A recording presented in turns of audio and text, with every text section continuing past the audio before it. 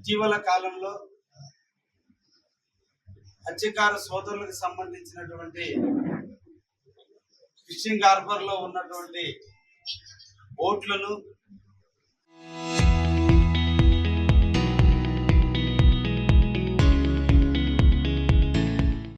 దొంగతనంగా పాండిచ్చేరికి సంబంధించినటువంటి కరైకల్ జిల్లాకు సంబంధించినటువంటి యజమానులు బోట్లను రాత్రికి రాత్రి మన హార్బర్ నుంచి తొలగించినటువంటి విషయాన్ని అందరి దృష్టిలో ఉన్నప్పటికీ ఈ రోజున మత్స్యకారుల సోదరుల యొక్క మనోభావాలు వారి ఆలోచనలు ఈ రోజున మాకు వేటకి ఇబ్బంది పడే పరిస్థితికి వచ్చింది.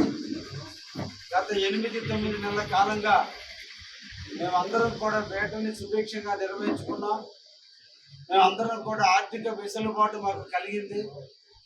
తమిళనాడుకు సంబంధించిన పాండిచ్చేరికి సంబంధించిన బోట్ల వల్ల మన ప్రాంతంలో ఉన్న మత్స్య సంపద అంతా కూడా వాళ్ళు దోచుకొని పోతున్నారు.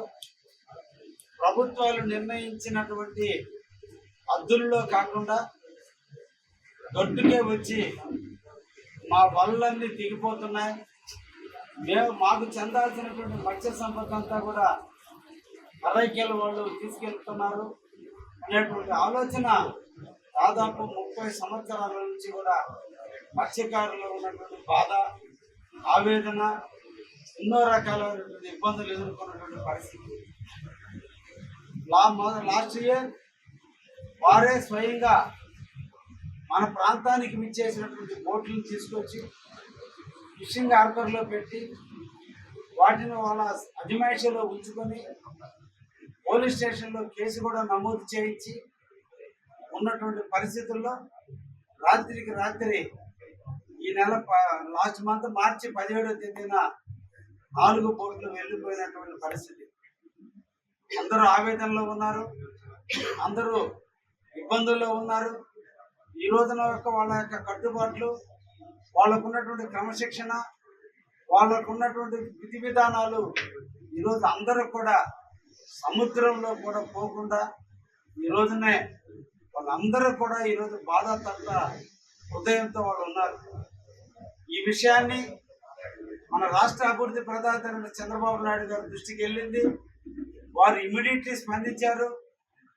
ఇటీవల నాయుడుపేటకు వచ్చిన, మొన్నటి రోజున ఉదయగిరికి వచ్చిన ఆయన మొదటి ఉపన్యాసంలోనే మత్స్యకారులకు అందరికీ ఏ ఒక్కరికి కూడా అన్యాయం చేసినా సహించేది లేదు.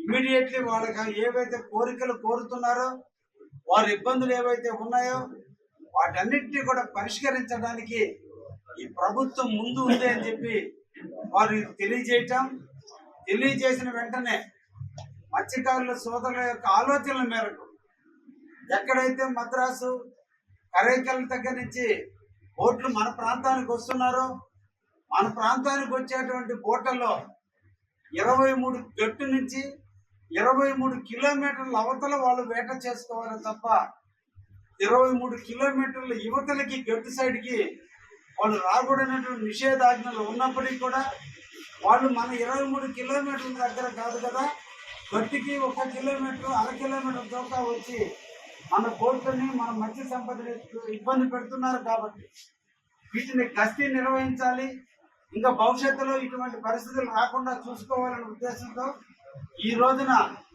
మనకున్నటువంటి నెల్లూరు జిల్లా, ఇప్పుడు ఉన్నటువంటి తిరుపతి జిల్లాలో ఉన్నటువంటి దుగ్గిరాజపట్నంలో ఈరోజు హై స్పీడ్ మోటార్స్ని 3 మోటార్స్ని రిపేర్ చేపించి ఆ 3 మోటార్స్ యొక్క గస్తీలో ఈ రోజున సముద్రం అంతా కూడా గస్తీ పడుతూ ఎక్కడ కూడా 23 కిలోమీటర్ల దాటి ఒట్టు వైపుకు రానియకుండా చూడటం, వస్తే వాటి మీద కేసులు పడడం, లేదంటే హై స్పీడ్ బోట్ల ద్వారా వాళ్ళని పట్టుకొని గట్టుకు తీసుకొచ్చి వాటిని సీజ్ చేయటం, ఈ కార్యక్రమానికి అంతా కూడా ఈరోజు ప్రభుత్వం నాంది పలికింది.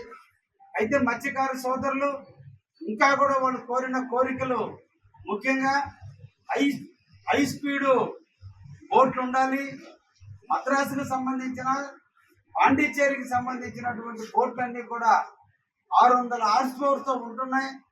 వాటిని పట్టుకోవాలన్నా మనం చాలా ఇబ్బందులు ఎదుర్కోవాల్సి వస్తుంది. వాళ్ళు గట్టుకు వచ్చినప్పుడు, గట్టు ప్రాంతాల్లో చేపలు పట్టేటప్పుడు వాళ్ళ దగ్గరికి వెళ్ళి వాళ్ళ బోట్లు మనం క్యాచ్ చేయాలన్నా, వాళ్ళు మన ప్రాంతాల్లోకి రాకుండా మనం అడ్డుకట్ట వేయాలన్నా 23 కిలోమీటర్ల వరకు గట్టు ప్రాంతానికి రాకుండా ఏరియాలోకి వచ్చినప్పుడు వాళ్ళు తరమాలన్నా ఆ బోట్ల కంటే కూడా సరి సమానమైనవి కాదు.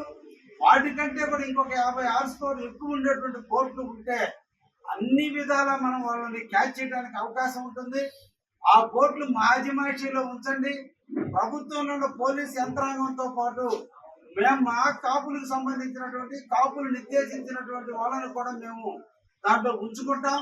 మా అజమాయిషి, ప్రభుత్వ అజమాయిషి ఇద్దరు కాపులాగానే ఉన్నట్లయితే ఎక్కడ కూడా ఇబ్బందికరమైన పరిస్థితులు రాకుండా ఉంటాయని ముఖ్యమంత్రి దృష్టికి మత్స్యకార సోదరులు అందరూ కూడా తెలియజేసిన మీదట ఈ రోజు ముఖ్యమంత్రి గారు ఇమ్మీడియట్లీ స్పందించి రేపు ఏప్రిల్ 15వ తేదీ నుంచి మత్స్యకారులకి 2 నెలల పాటు సముద్రంలో నిషేధం ఉంటుంది కాబట్టి జూన్ 15 నాటికల్లా ఈ రోజు ఆ బోట్లను కూడా సముద్రంలో తిప్పేదానికి ఆల్రెడీ ఈ రోజు బోట్లు పర్చేయడానికి అగ్రిమెంట్లు కూడా చేసుకోవడం జరిగింది.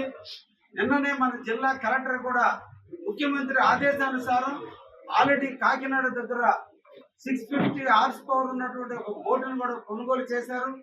అది కూడా రేపు ఎల్లుండి కల్లా ఇక్కడికి రావడం జరుగుతుంది.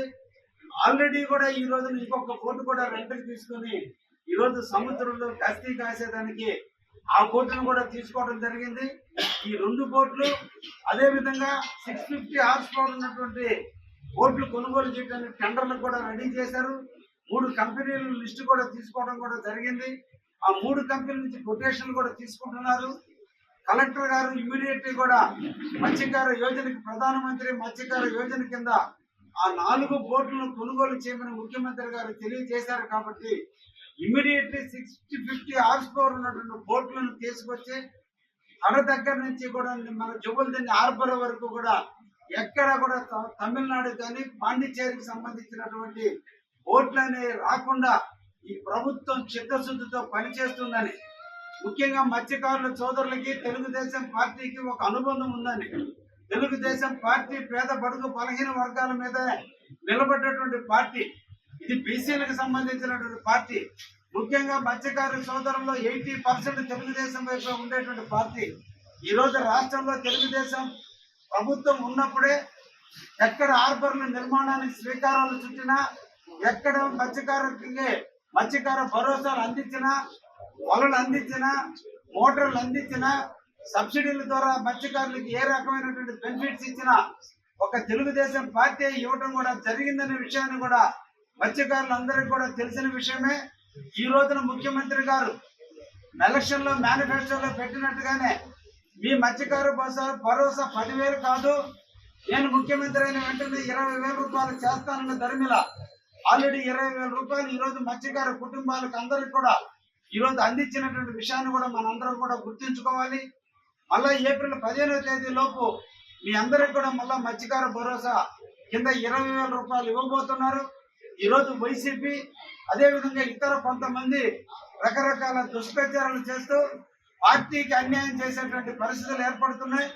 ఈ సందర్భంగా మత్స్యకార సోదరులందరికీ కూడా తెలియజేసేది, ఏదన్నా మీకంటూ అభివృద్ధి జరగడానికి నాంది పలికినటువంటి పార్టీ తెలుగుదేశం పార్టీ.